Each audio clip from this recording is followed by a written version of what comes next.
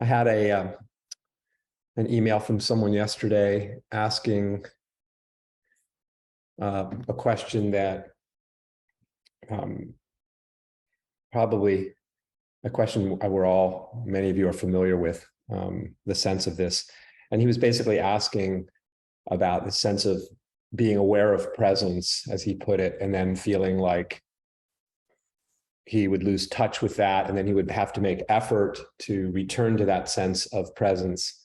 Just that feeling of being in contact with this thing he was calling presence, and feeling like he would lose contact with that. And that was just continued to be sort of a source of frustration and confusion. Just a question. I mean, he was saying in his email, well, I know that the presence never goes anywhere, but there's this sense of going in and out of it and being able to, again, access it and then lose contact with it, right? Probably maybe a familiar sense to you. Maybe even a question you've found yourself asking. So it just kind of prompted me to maybe talk a little bit about that. And I actually ended up sending him a message back, and I said, well, there's a lot of different things I could say in response to your question, but I think instead of that, I'll just pose a question to you, which I'll pose to all of us, which is,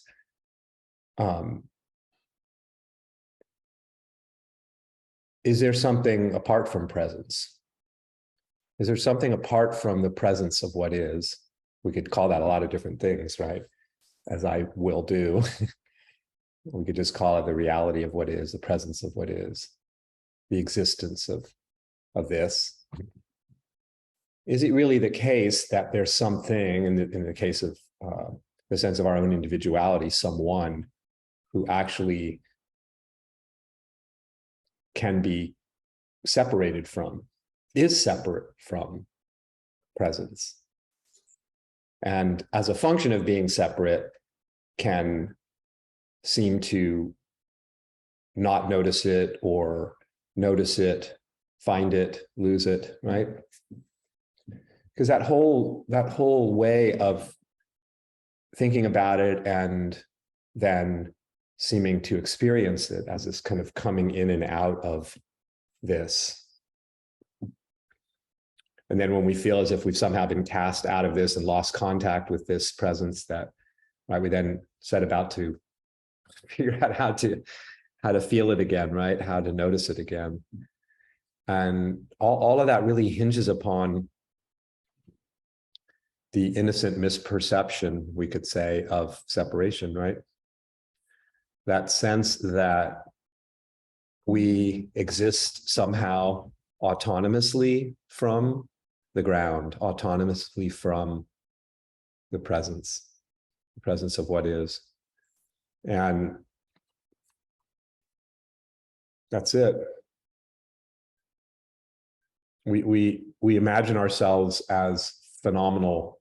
I mean, we don't think about it this way per se, but just to use the metaphor, as kind of phenomena, wave-like phenomena that have absolutely escaped the sea, and we're on a journey to refine the sea of wholeness, the sea of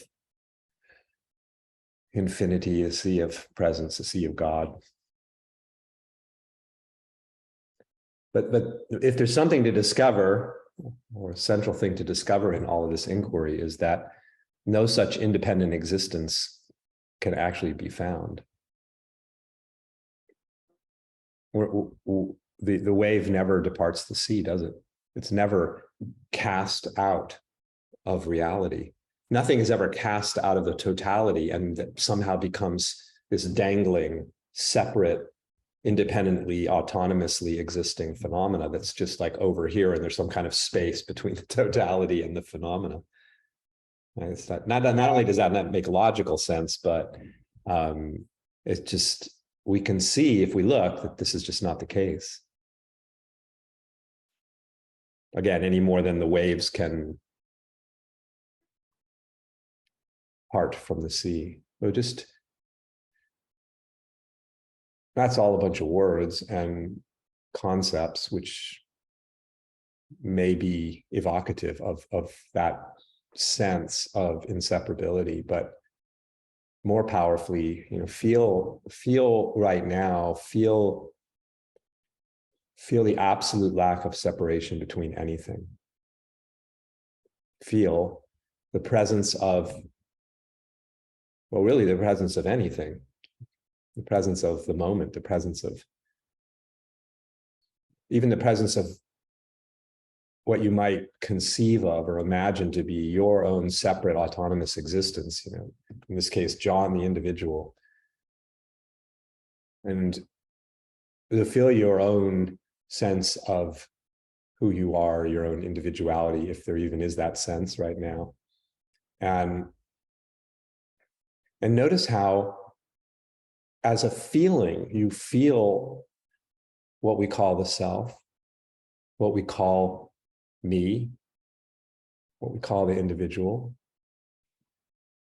Feel that felt sense and notice that there's absolutely no separation from that sense, strangely, and the sense of anything else. I mean, we typically think of, being body somehow circumscribed, as that's part of where the sense of, I think, autonomous existence often somewhat rooted in the sense of embodiment as a body separate from what's not the body. So if you feel the body right now, what you think of as body, feel that, right? Because we have this feeling of what we call the body, and then we layer on top of that the idea of a body, right? That exists somehow autonomously, that exists in something that surrounds the body that isn't the body, right? And the body sort of has a kind of definition, right? It has a defined boundary line. So feel the body. Don't think about the body. Feel what you call body, whatever that word refers to, as a felt sense. And then again, notice that the felt sense of the body, of the individual, presumably autonomous creature, you feel the sense of that, and then feel the sense of something you imagine is not the body, like the space around the body, the room within which the body is sitting, presumably. And notice how you actually cannot find the felt sense of a body separate from the felt sense of something outside of the body. There's just a felt sense, isn't there? There's literally no, there's not two felt senses, are there? I mean, if you even imagine you feel like the air, coming into the body, through breathing, let's say, and you have that sense of, there's an air, somehow it's outside of me. And you feel that the presence of air flowing outside of the body, presumably. You feel that, and then notice that even if there's a kind of seeming differentiation between the body line, the skin line, and the air surrounding the body,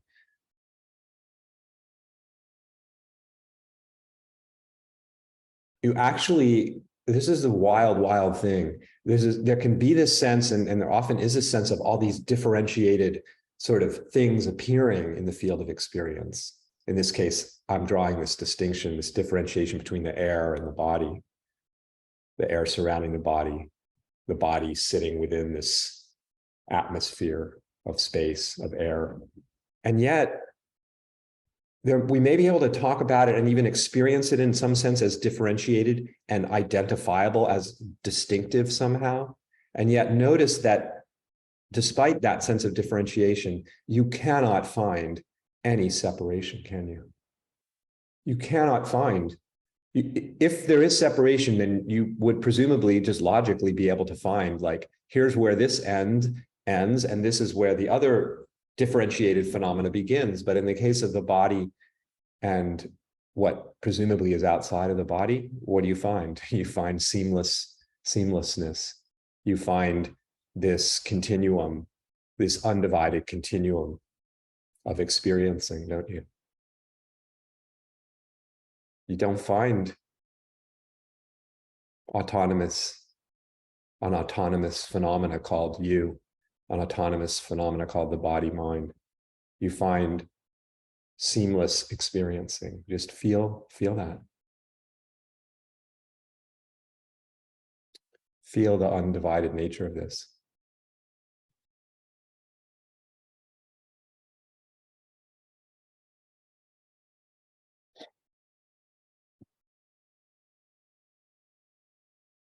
It's very interesting too, because you can take any phenomena that we again might perceive as distinct from some other phenomena. The sound of my voice, for example, it's appearing as this distinctive kind of texture or experiential, something qualitatively distinct, let's say, from thinking. So you hear what we call sound, and then for a moment think about, allow the thought to occur of, I'm hearing sound. There's that thought. And you can make this distinction. There's the sound, this phenomena, and then there's the thought about sound. So again, I'm speaking about two distinguishable, differentiated phenomena. And yet, just as with the body and the space around the body, supposed space around the body, notice how the experience of sound, because you only know sound as experience, feel the experience of sound, and notice how the experience of thought is inseparable from the experience of sound. There's a seamless blending with no demarcation between them.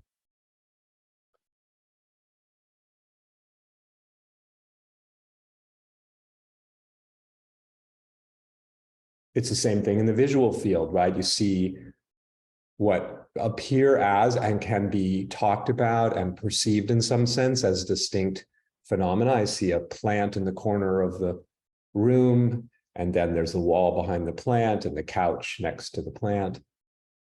And yet when I look, I can look again and see that I can't see where, visually speaking, certainly, where the plant ends and what is around the plant that surrounds the plant, the space within which the plant exists. There's absolutely no, it's one field of vision, one field of light, we could say. And these lines that consciousness draws around the seeming differentiated phenomena that are encountered experientially the lines are actually arbitrary, because all the edges are fuzzy, right? The edge of everything is fuzzy. The edge of sound, the edge of thought, the edge of the body, the edge of anything visual. Fuzzy edges, really, which means no edges. No edges. One thing, which has no name, ultimately. Because all the names this is the problem with the word presence, right? You use a word like presence, as I began to talk about, with respect to the question that was posed to me. And it's just the way language kind of functions, right? You hear presence, and then in a sense, that must mean that there's something other than presence. Otherwise, why are we using a word to designate something, right? The words put some sort of presumed delimitation around that phenomena. Presence, there's presence, in contrast to what's not presence, right? But actually, all there is presence, right? When is there anything but presence, the presence of what is? When can you possibly lose presence? You feel that? You feel that it can't be lost? Mind you, the presence of what is appears and shows up as, and is experienced, we could say, as very distinctive versions of that presence, right?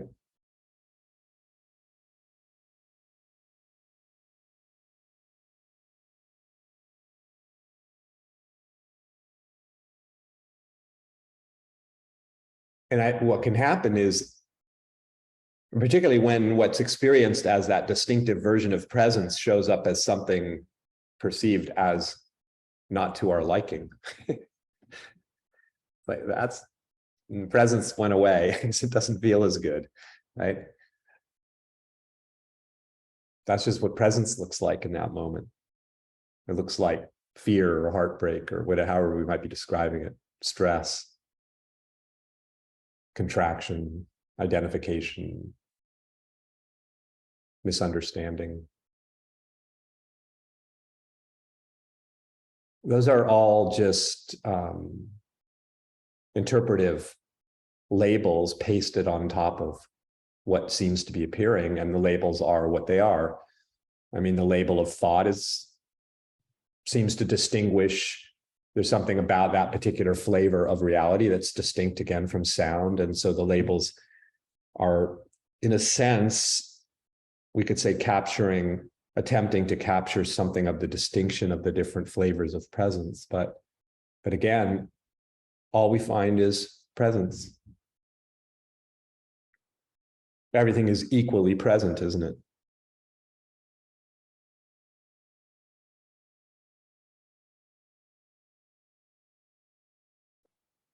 So from this perspective, there's not getting more in touch really with presence, and then along with that, finding it, the possibility, of course, of losing it.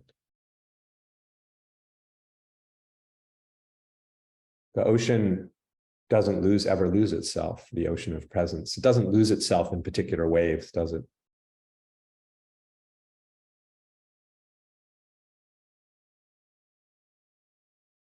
The experience we might label as having lost contact with presence is presence. That's what's present, that sense of, that interpretation of where is presence? Where did it go? I lost it. That's an interpretation of presence. That's, we could say, one of the ways presence can seem to appear, as something missing. But there's this opportunity to see again and again and again the impossibility of losing the only thing that exists. How is that lost? There's no losing reality. Reality is all it is. And just as we were exploring with that little inquiry into the edgelessness of the body and the inseparability of body from not body, there's no autonomy. In that sense, there is no body. There's actually no, this is the basic concept of emptiness, that there's no independently existing phenomena. There's just presence, just the ground, again, just the inconceivable mystery, just infinity.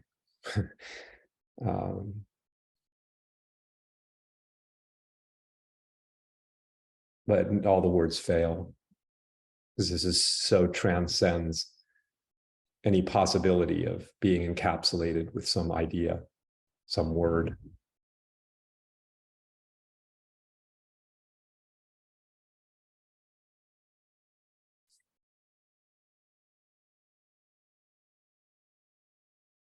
We just, for a brief moment, just feel the impossibility of losing presence. Where would it go? Experience will change, as it does every flash instant, into some other version of itself. But experiencing, which is a synonym for presence, is all there ever is. It's never lost. There's always experiencing. That can look like anything.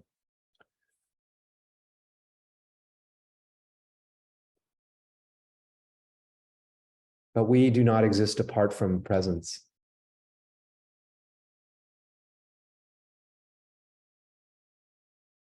Presence is what we've always been, what everything has always been and always will be.